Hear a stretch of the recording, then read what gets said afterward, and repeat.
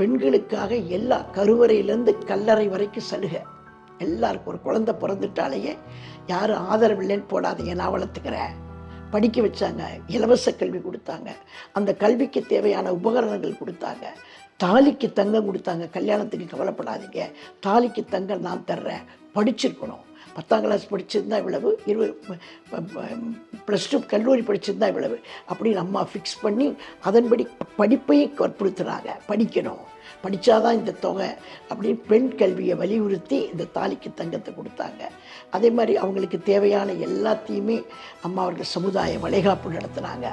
இந்த வளைகாப்பு நடத்துறதெல்லாம் இது வரைக்கும் எங்கேயுமே இல்லாத ஒன்று. அம்மா அவர்கள் தான் சமுதாய வளைகாப்பு நடத்தணும்னு சொல்லி, அந்த யாருமே தனக்கு வளைகாப்பு நடத்தலையேன்னு ஒரு ஏழை குடும்பத்தில் பிறந்திருக்கு கர்ப்பிணி பெண்ணை நினைக்கக்கூடாதுன்றதுக்காக அரசாங்கமே அந்த பிள்ளைங்களுக்கு வளைகாப்பு நடத்தக்கூடிய அளவுக்கு, அதே மாதிரி பிரசவித்திருக்கக்கூடிய இப்போ அந்த கர்ப்பிணி தாய்மார்களுக்கு ஊட்டச்சத்து குறைபாடுனால அவங்க எதுவும் பண்ண முடியாது.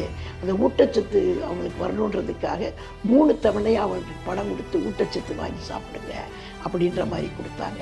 அதே மாதிரி டெலிவரி ஆனதுக்கு பிறகு தாய் வீட்டு சீதனம் மாதிரி ஒரு 14 பொருள் அடங்கிய ஒரு பெரிய பை கொடுத்தாங்க. பாதுகாப்பு பெட்டகம் ஒன்று கொடுத்தாங்க அம்மா.